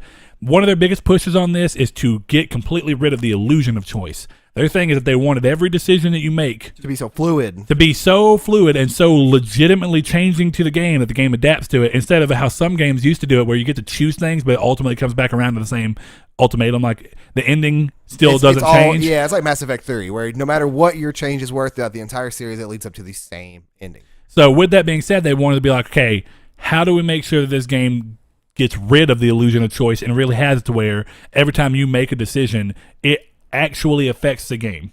Right. And it's going to be so that's why they're showing all these things of how many times is it going to break down. That's important because they've got to get that message across. Beyond was not near the hit they wanted it to be. It wasn't as highly regarded as Heavy Rain was. They're obviously leaning back towards Heavy Rain, but trying to iterate on it in a way that's more impressive. Definitely after something like Until Dawn comes out with the butterfly system, the butterfly effect system. Yeah, they know that they have to push, and I think that they're doing everything they legitimately can to do it. To make it the best. And I think that as long as they don't show anything else. Now, one of the demos we've already seen on the PSX floor to where I could just experience it myself, sure. I don't want to see this game in the PSX conference teaser unless it's a release date. And no gameplay, just a quick go through and go Detroit. Be super cool if it was super fast motion of like the first 3 trailers to combine and then said Detroit. Yeah, and it was like Detroit, March 2018 or whatever. Long, yeah. That's all I want. That's all I want. If that comes out in March, it may get very well overshadowed by Shadow, though. Just overshadowed. Just saying. By Shadow? February. February. We'll see. Overshadowed. We'll see. All right, so going back into the main topic, now that we've talked about what our games of shows were, and I knew you were talking crap on Detroit, but Detroit just impressed me. Crap on Detroit. You weren't talking crap. No, you were just saying that you're tired of seeing it. And you're talking crap on me. Yeah, overshadowed. Yeah, I'll continue to give it to you if you want. No, I'll just let you ignore it because then if you ignore puns, more will come. But anyways, what was your least favorite thing at show? Well, before we get into all that, what I want to kind of break into is in general, PGW is just a continued example of how Sony have been rolling through these press conferences and how they've kind of hit what I would like to call, what are you trying to do, scroll? Oh, I guess I just touched the screen. Yeah, but regardless, with everything that's been going on year after year after year, I don't think you've seen, like we talked about, you haven't seen a bad E3 conference of any kind from Sony lately. From Sony in the last, I think, since 2015 or 2014. No, 2014 was. No, 2013 was a big one because that's when they dropped the mic.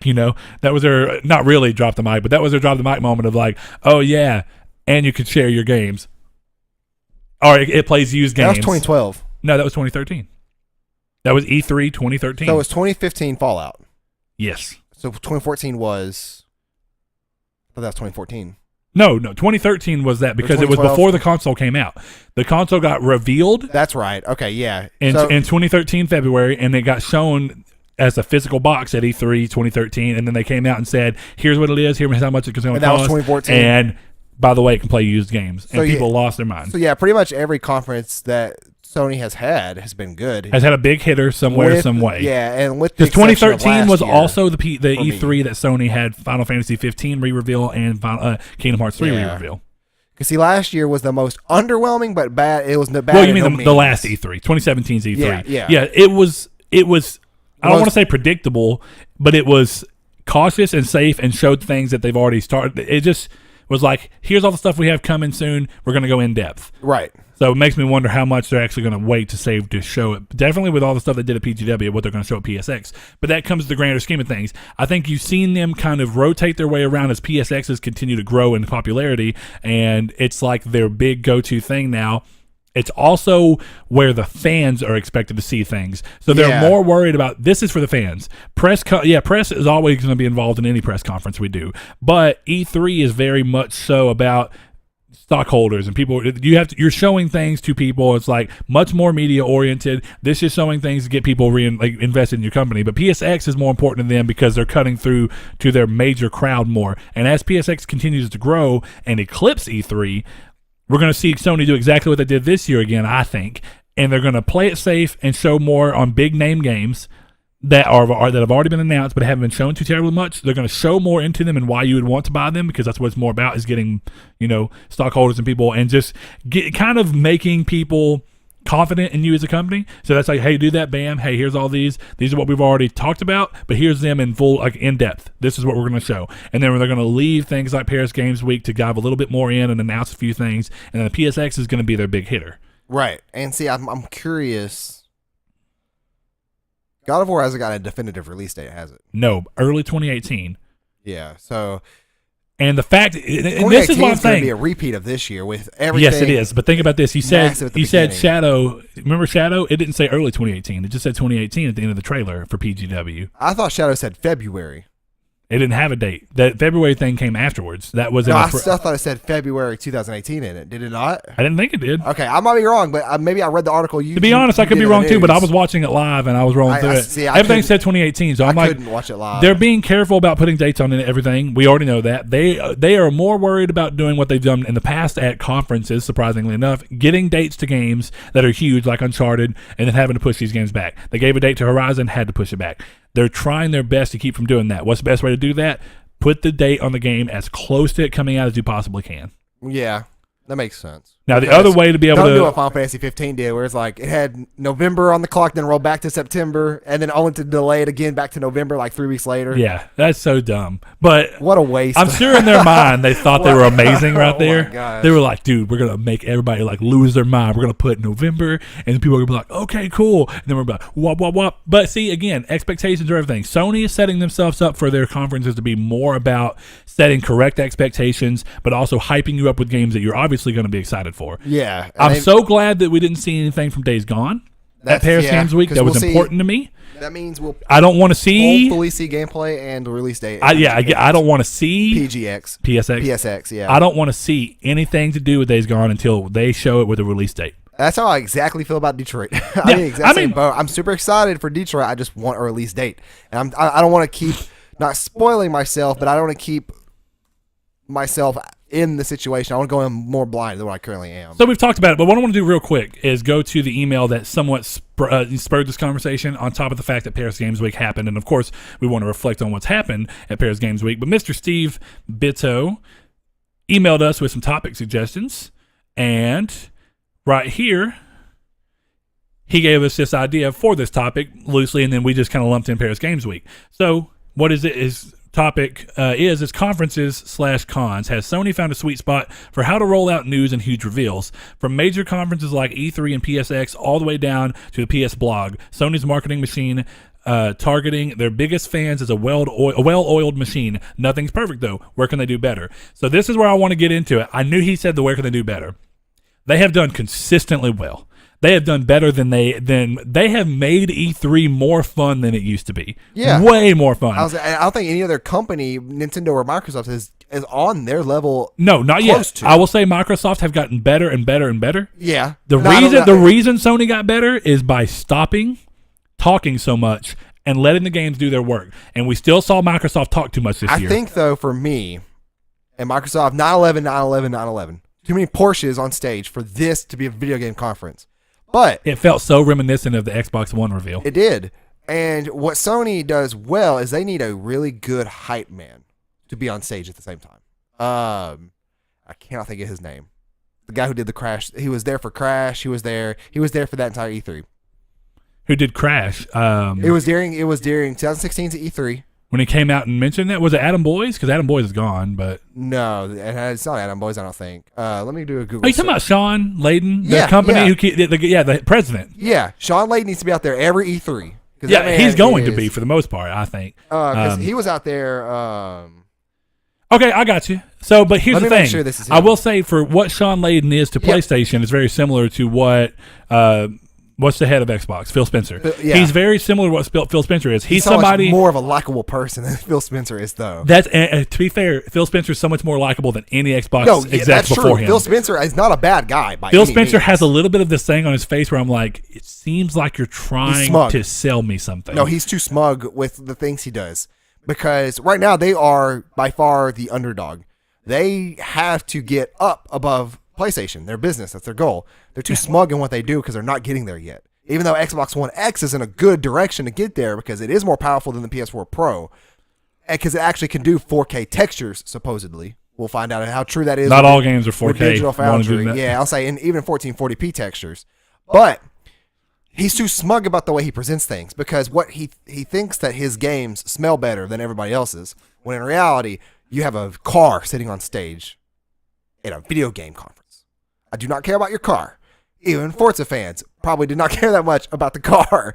They care about Forza gameplay, not the car. They did not care about seeing that car for the first time. They cared about gameplay of cars. Yeah, because don't get me Sony wrong. has never done anything like that. As a quick aside, anytime the Gran Turismo gets shown and it's on a show floor, there's cars around the Gran Turismo booth. Yeah, oh yeah, but that and makes sense because you can walk up to them, see them, look inside them, take pictures of them. You have a car sitting on stage that you're never going to get to see. And it made more sense because all of the booths they had set up were for steering wheels. You know, so it's like, hey, here we are, we're set up with steering wheels. They did that was the first time that has ever been revealed as a car. It's like, this is a video game conference.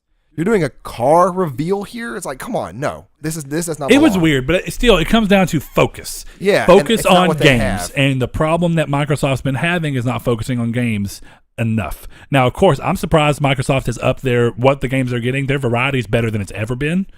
The fact that they got Cuphead on every level looks like something that a couple years back Sony would have shepherded up. Oh yeah, and then we see Microsoft. And it's certainly a good move on them. Quality of that. Sony good move on them. Would defend their little pirate game they're coming out with. Sea of Thieves. It looks sick. That looks like a great. Again, it doesn't necessarily mean that I'm going to like it. The last thing they showed from it looked better, where it was like, okay, it's not just sailing around. There's goals. Yeah, but still, good change of pace for them. So we're seeing them try and get into the variety that Sony has. But in the grand scheme of things, if we want to talk about what Sony can do better, Sony have gotten the focus on the games. They've focused on making Sean Layden be likable. making He's very him likable. making him be very Fun, and then Shuhei Yoshida is another thing where he's a cult. Like, people who are part of the fan base and are really into it, they love him because he comes out and he's just so genuine and nice. The second he's gone from Sony, there is going to be a parody account of Shuhei that's going to like Kaz's. Oh my gosh, dude, he's been on fire lately. He's so funny to like see. Every now and then, it's not something I can look at all the time, but when he pops up randomly, and you see it makes me laugh, yeah, without fail.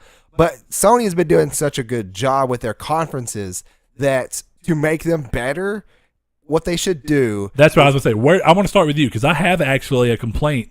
But okay, so it's not necessarily a fault of Sony, but maybe a fault of the developers that give them the content to show. Instead of making your game relevant again. So games like Detroit, they have these character trailers and stuff, and they do a good job of keeping that name in people's minds. Which I do think is the goal. The more you can make people think of Detroit, and the more you can make people think. Spider-Man does it on its own, to be honest. Because it's Spider-Man, But the more you can show Days Gone, the more you can show first party, definitely new IP first party. Yeah. And to be fair, Detroit's second party, but well, yeah. You know where I'm going with it. It's the more they can do that, the more they can keep that rolling, the more it attracts them to the game when it comes out. Yeah. My whole thing is that you can do that without having to show too much of the game. And what they may consider doing is that in big conferences in which you can't have any new information for a game, which obviously this doesn't apply for Detroit, but if you can't have any new information, like a release date or anything like that, maybe just have a clip like I was talking about of like a super sped up thing. So instead of maybe showing this Kara thing at PGW, they could have had that super thing and said Detroit will be at PSX. And then I guess you could have. And then that way people they're like, oh yeah, I forgot about Detroit. And they're like, and then at PSX, when it's inevitably shown again, because it will be at PSX, and probably with a release date at this time. Yeah, exactly. But instead of showing Kara's thing here, they could have saved that up for PSX. And then slapped a release date on it. And it would have been a much more epic trailer, I feel. Because then you would have gotten a new character with a release date. They would have blown the entire load. It really would. And the thing is that you haven't even watched the video. No, I'm sure it does a good job of hyping you up. To me, I just don't want to see it. It is the strongest trailer they've put out. And I thought the Connor one was really good. Yeah, Marcus was even good too. This is super strong. Yeah. I mean, I've seen so much of the first words out of my mouth when it ended was, fuck, Detroit looks so good. That was like, I couldn't even keep myself from saying it. I was sitting in my car and I had it on my phone and I was like, huh? Yeah, like I'm super. I was like, man, I can't believe it. I'm excited. I just don't want to keep. I want to keep myself more blindly on the game. I want to at least go into the game with a character I'm not familiar with, like Kara. She's the one that they used the tech demos with the original. So you have more time, but then again, you don't know how much of that matches into the story of this. But yeah, you at least feel more about her. Well, my thought Marcus process, is who they've shown the least on. Exactly. My thought process though is that Kara they've shown the most of.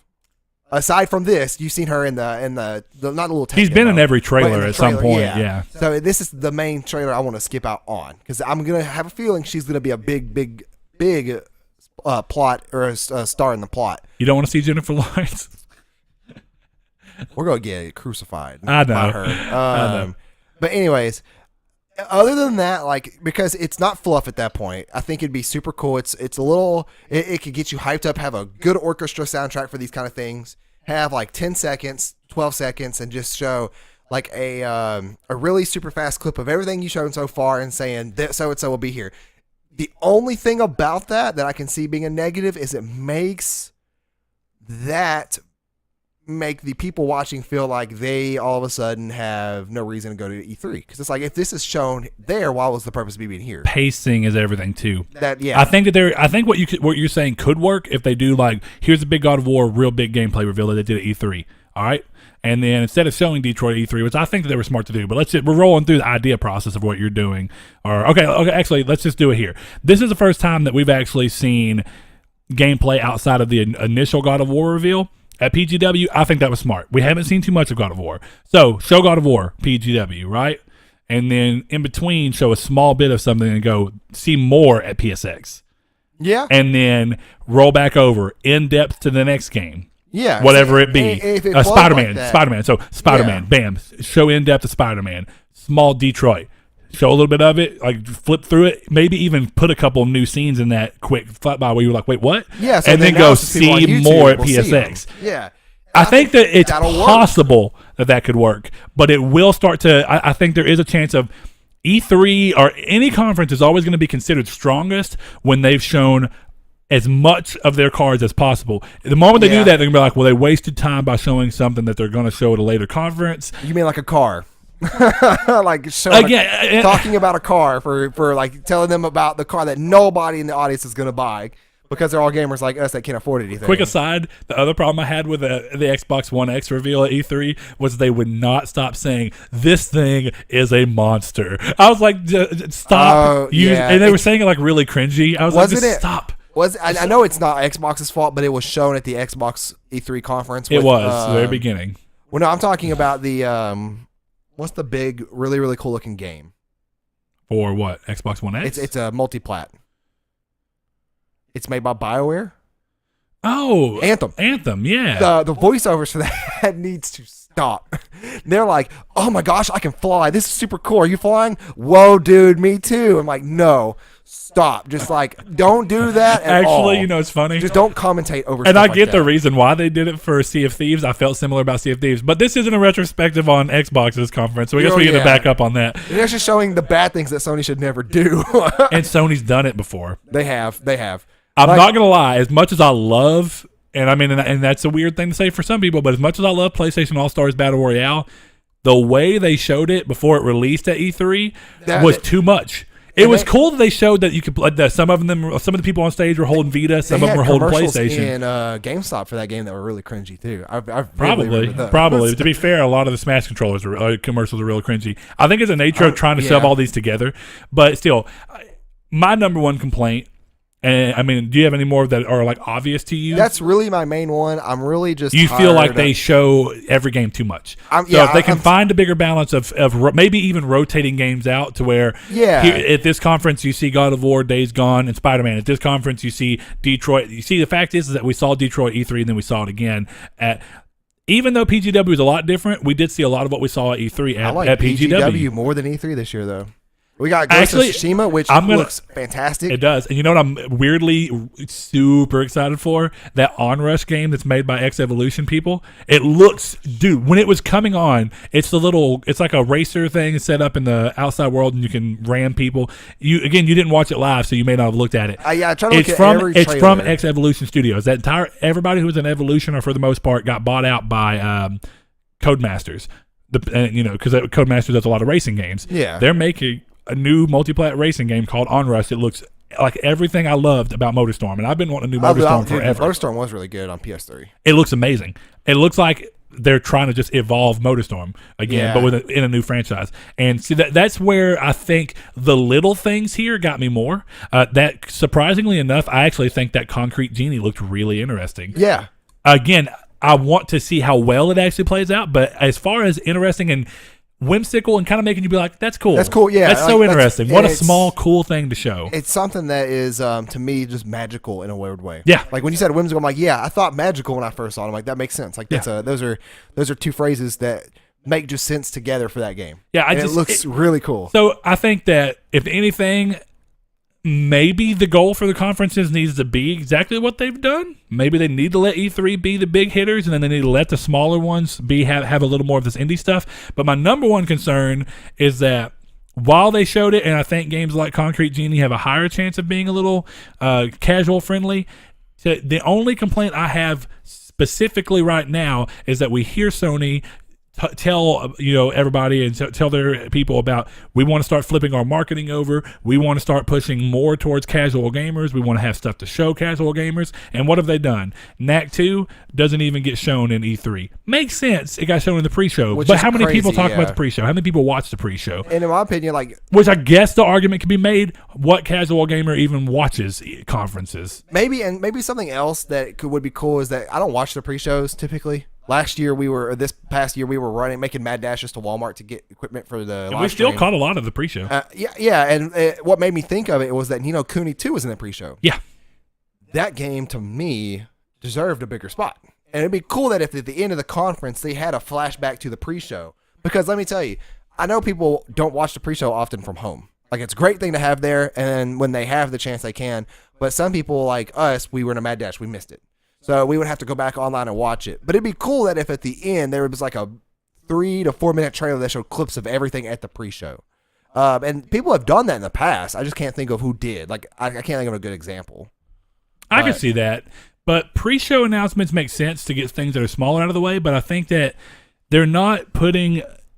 Okay, if you put a game outside of the pre-show, if you put a game in the main conference, right, it's automatically going to be considered. Everyone's going to view it as a bigger deal to you. It's going to get a little bit more press coverage. It's going to be like, Sony showed this. This is big for them, supposedly. It's so big that they gave it a spot in the main conference. If NAC 2, their big game that they obviously made to be casual friendly, would have been in the conference and it got a lot more things, again, you're getting stronger...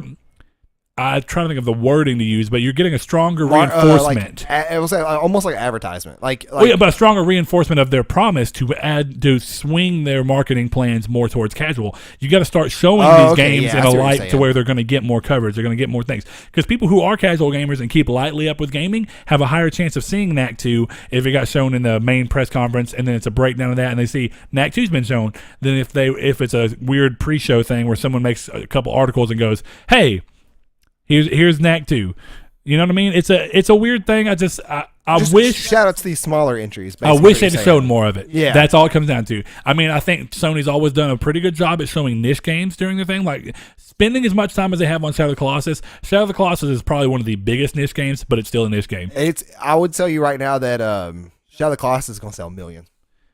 So many people, the word of mouth. But you know how many people I know who are saying they're not going to buy it again because they just don't see the point, because the game still looks and plays fine on PS3 and still looks and plays fine on PS2. I'm sure it will. But I'm just saying that the word of mouth of that game, of how good it is, has gotten around to people that I would have never imagined have heard about it. That's true. And it's crazy because it's like just a simple game from PS2 that was grainy, that was kind of clunky, had this weird stamina bar, was so good that people back then did not hear of it, but now they're like, I got to play it. It's almost like Ocarina of Time when it came back out on 3D.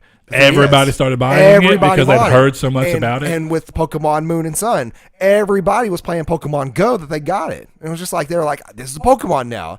And I think that that's one of these weird...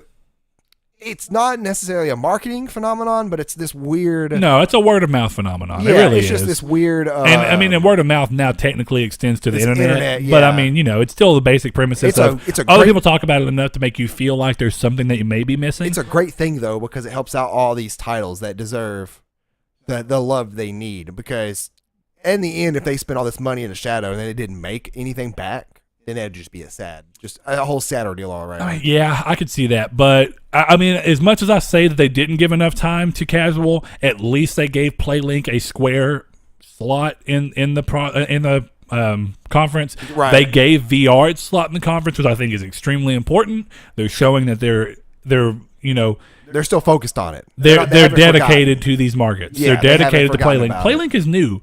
So they really needed to show as much as they can about PlayLink, and I think that the way they're doing it, definitely with a game developer like Supermassive coming out with something like Hidden Agenda on there, that's the right kind of games to go. I think Erica has a chance because people are again, the fact that it's live recorded, I know looks weird because us as gamers, we think back to old FMV movie games that are super weird. I think back to that weird game that came out not too long ago. That one that was like the woman answering questions or whatever. It got Game of the Year or something somewhere. Wow. And then... Or which one are you talking about? The woman answering questions? No, it was a show that you played along with the TV show. And then the game, in-game cutscenes were the TV show, like characters and actors acting out the in-game cutscenes that were not in the TV show. And I want to say it was for a sci-fi movie or show. And I know that there was an MMO Quantum Break? No. Yes, I was actually. Quantum Break wasn't TV. It came with the thing. It was like a package. So you weren't watching on there. And the people I thought that was an actual TV show, though. Wasn't it not? I mean, it was, but it was intrinsically tied to the game. It was done well. Was it? When you played it on PC. And I know you were having performance issues and at stuff. First, but they remedied themselves. Oh, did they? Yeah, okay. that's what I'm saying. I never saw it after that. That was an issue. It looked terrible. Yeah, that was an what issue. I saw. No, but there is a sci-fi game I'm thinking of that is an MMO, or maybe not an MMO, but like a major online. There have been other ones. It was an MMO, and it was called... Start of the Sea, didn't it? No, I can't remember what it was called. It was a late PS3 game. Yeah, I think you're right. It was when you say sci-fi, the channel Sci-Fi actually put it out. and I can't remember the name of it, but it was not very well done. But I mean, that's a little bit of a different. The thing about Erica is that people who are casual gamers, like we're talking about, when they look at it and you can see it's film and you're just making decisions, again, the barrier of it looking like a video game is easier to scare people off who don't play video games. Well, yeah, and my thing is that that's what it just harkens to back in my mind. And I get that there's a lot of negative things that come back to where you're like, that wasn't very well done. You know, like there's a game back on PS1 called Fox Run that was actually kind of cool, but it was weird, you know, and it was an FMV thing where you make a decision and then it changes the scene to go, oh, I'm going to get the pizza out of my couch or something weird. I don't remember Fox Run very well, but it was an interesting game nonetheless. That name sounds all too familiar to me, which is weird because I would have never have played that game. Yeah, it's a PS1 game. I think I've shown it to you at some point because it was just technologically speaking, it was really interesting to be a PS1 game. But well, you know that there was a really good PS1 game that was a bike racing game, like not a dirt bike game, but like a mountain bike racing game that was super fun. And I don't know what game that is. I don't know what that has to do with anything, but well, you're just talking about that. I'm like, that's maybe what I'm thinking of is because I played that game at my cousin's house. I'm like, maybe that's what I'm thinking back to that. We played that somehow. Okay. Well, yeah, but I mean, PlayLink, going back to my main point, PlayLink is exactly the kind of casual thing that they needed to spend more time on, and they need to show why PlayLink has a chance at being a cool thing. Of course, the idea of letting your phone be your controller and how that's more natural to everyone these days than having a controller is for literally everyone, because pretty much everybody uses a cell phone. And even cheap cell phones have touchscreens. So you get, even Cricket phones have touchscreens now, which is nuts. Yeah, so I mean, you know, it's one of those things, but that's there. So the barrier of feeling like you have the ability to play the game because of the controller is gone. The barrier of it looking like a video game is gone. So games like even Hidden Agenda looks more photorealistic. So I think you have to get into this weird area between where it's either got to look super cartoony and family friendly to where it kind of lets your guard down, or it's got to look real so that you feel like, okay, I'm just kind of playing a movie. Defiance is the game I was talking about. That's what it was called. It's really bad. But it's going to be this weird kind of thing too that later on in the next couple of years is that games are going to get so realistic that we'll be watching live action almost. Yeah, but I mean, you're going to get diminishing returns quicker than it's going to be a weird thing. It's going to be a very big thing. I don't want it to be too real looking. Oh no, you're still going to see games get artistic because part of why Breath of the Wild was considered so, and technically the game's not very pretty. In terms of if you actually look at the character models, but it's the art style that makes it look poppy. It's very vivid. Yeah, it's a weird thing, but I mean, I don't know. You have any other like general things about either PGW or the way Sony's been handling conferences? I just want to see them follow through with even more because obviously we talked about it with The Last of Us, but I don't know if you saw Detroit got issues too from its trailer because its trailer depicts domestic violence. And technically, it was child abuse, and technically, in a sense, the guy kills his wife. You could tell he did it. Like he doesn't say it, but you can tell he did. And then he goes through and in one of the roll throughs, he can kill his little girl. But it's all super wrapped up in violence. So it's two games that are wrapped up in violence. And while the adult nature is good, and I love adult features in adult games, you know I'm a big fan of, part of why I like Nier and all the Drakengard games, they're very adult driven. They are subjects that are not normally touched on in video games or even movies because they're a little too dark. I like them going that way. I gotta really kind of stop myself from getting super offensive because people like that are not my friend. I'm with you, and you know why? Choice. That's because the same people who want choice of like, oh, it's like, well, look, do you think that this thing is being too violent to women? Okay, it's a video game. Don't buy it. Exactly. There's a rating system for a reason. The same people who said, oh, that Last of Us trailer looks too violent, guarantee you, there are people who said that have watched Game of Thrones and liked it. Yep. And it's just different with video games, and it's like this is why that. You know, it kind of goes back to like when 10 years ago you used to be looked at as like a nerd and like you're an outcast for playing video games. And now it's kind of shunned. Now it's like the social norm. Yeah. And then now people are like, the same people who shunned you back then are now like, oh, well, this is my thing. I'm like, yeah, it's just a roll through, man. I get that, but that's what I mean is that while I don't have problems with the violence at all. No, I think a nice balance to their, because most of their games are mature driven. Days Gone is obviously going to be violent. Of course. Last of Us violent. Detroit's going to have a lot of violence shown. We already saw. I mean, to be fair, Horizon strikes a balance between not being overly violent because it's not human anyway. So you look relatively, for the most part. Horizon? Yeah, well, for the most part, you're fighting robots. There's a little bit of human, but it's not bad. If I'm not mistaken, Horizon was teen, right? I don't know. You look over there. Give it a good old look. I think it's M. It's teen. Is it? Okay. Yeah. For some reason, I thought it was him. But anyway, that's my point. Is that Peggy 13. Bloodborne's very, very violent. I mean, they have a covered in string. blood. They have Yeah. a string of mature, and I mean ultraviolet games, violent games, and that's fine. Terrible movie. Ultraviolet. But anyway, that's fine. I don't have problems with that. But Knack 2 and Gravity Rush 2 and these games that are more whimsical and fun and niche to an extent, I love those. And I think that if they need right now, I'm not seeing that dedication coming in this year like I did last year. Yeah, dude. Like I can appreciate like Super Mario Odyssey. Fantastic game, colorful, whimsical. Well, and part of why Joyous. you like it is because isn't it so different than what you normally play? I mean, no, not really. I mean, I like it because of the controls and the fluidity of it. So, and but I mean, it didn't platforming. feel like a nice change of pace from something like Destiny and something like The Last of Us and games that are very Not dark. really. No. Really, you yeah. don't like the change of. No, because like I just had fun playing it because of how well it played. I could And see I was that. really- I could I see was- that. I mean, Knack has moments of darkness because I didn't actually notice it the other day. The writer for the God of War series wrote Knack 2. Very interesting. But Knack 2's story is a lot It better is than the super first interesting. one. But there's still enough fun in there, and it's a big change pace. It's very colorful for the most part. It's not ultra violent. Really, it's not ultra violent at all. But see, like I could play Mario, then go play Final Fantasy, which as you can see, I'm kind of steeping it up. Where Final Fantasy is violent, but more so towards creatures. But then I go play Division, which is you're killing humans. Yeah. And then it's mean, not real. That's just, no, and you're right. I just think that, and my thing is just a change of pace. I really like platformers because you're not focused on killing things. It's like it's like why I like puzzle games. The mental aspect of what your brain changing to accommodate what you're doing. Because platformers are more like a jumping puzzle, Right. And then puzzle games I like because it's like, oh, this is actually challenging. It's like, what am I going to do right here? Like, to me, there was jumping and stuff in it, but I really love the Talos principle. A, because I thought the game was super fun. B, because it had a really interesting story. But again, good change of pace. I like that. That's why I was talking about variety in my desert island game. Is that I need Island. whatever he said. It was if you crash on an island or whatever, right? So anyway, my island systems, those games are all very different from each other. And the reason being, to be fair, story wise, Near The Last of Us and Resistance share similar through poles. They're all like worlds that have been ravaged. Yeah, I was gonna but say, their there's always stories gonna all go completely different ways with the themes being used. Yeah, there is always going to be story points that are shared among many forms of media, So, whether it's books or movies. I don't want to say that Sony's not doing a good job of it, but I want to see Sony continue to show me that they are trying to go a little bit out of their way to include games that are a little less violent, just as a fresh change of pace. Because I can see that. Yeah, I can agree to that.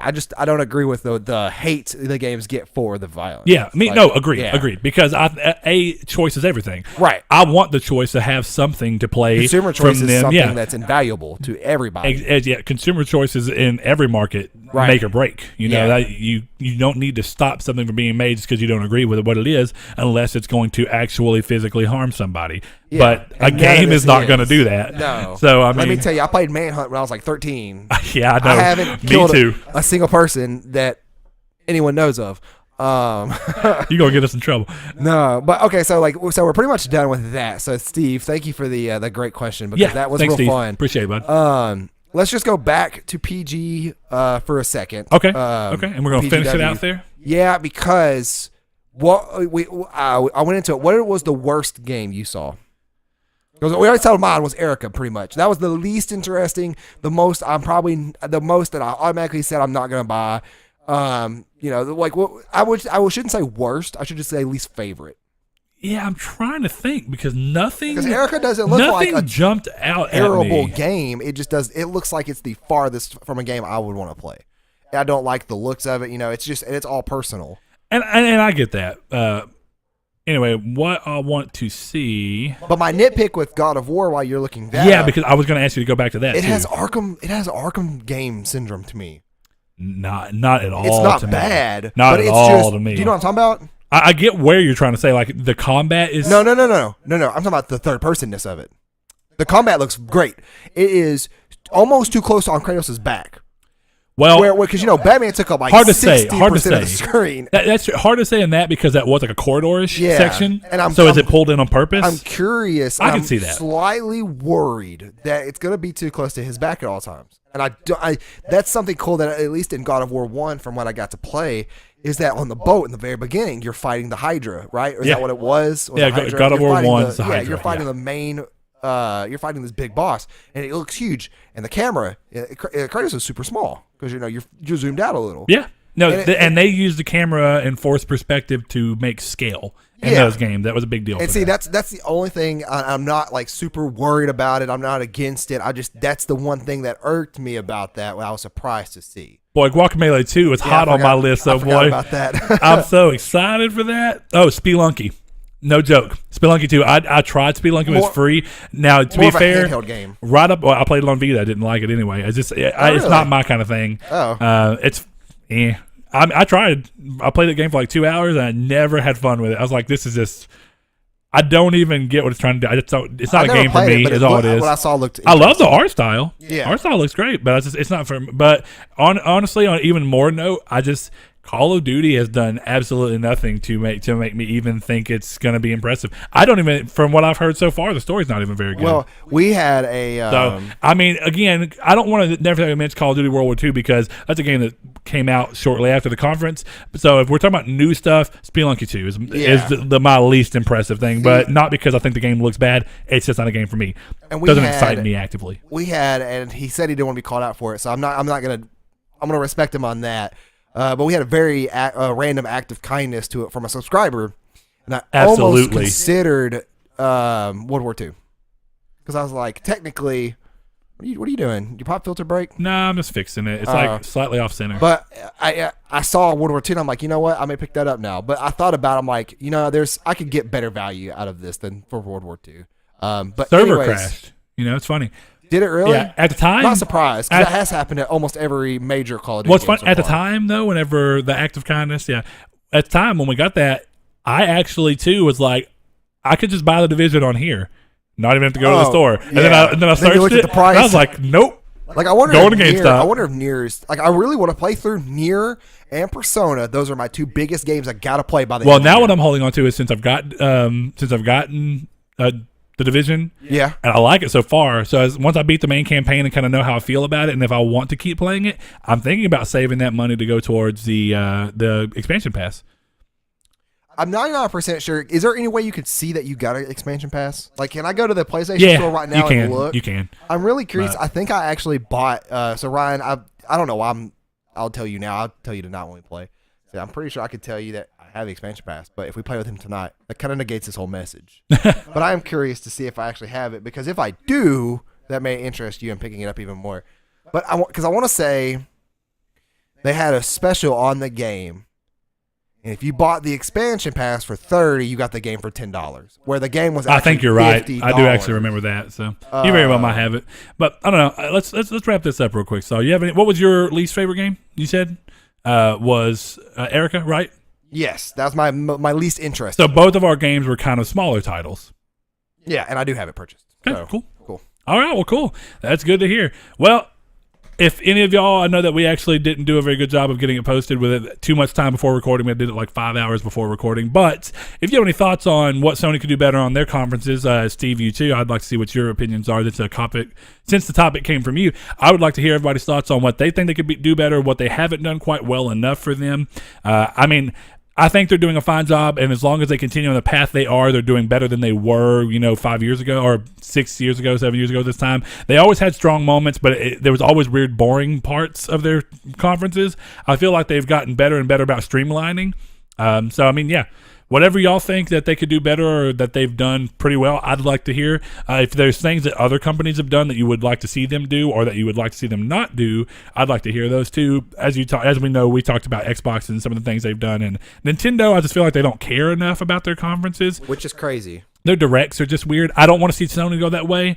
Only reason I'd want Sony to go that way is if PSX stayed the way it was. If E3 became that, fine. Nintendo's kind of cool with the way the directs work is that you get a direct announcement like direct in 3 days for game. Yeah. And it's going to be about that game. Yeah. So it's kind of like an hour It's dedicated broken to that down. game. That makes It's sense pretty too. cool, So, but I it's not still something I want wanna see from everybody I still else. want a conference, a real conference, yeah. at least Yeah. one. So if they did away with E3 but still went to like PSX and PGW and maybe Gamescom and they just did E3 as a thing, fine, But it's always a weird thing. So Saul, this has been a long episode. Anything else you want to add? You good? I think that's it. All right. Well, until next week when we do episode 33, this has been Triangle Squared. Thank you. Thank you guys.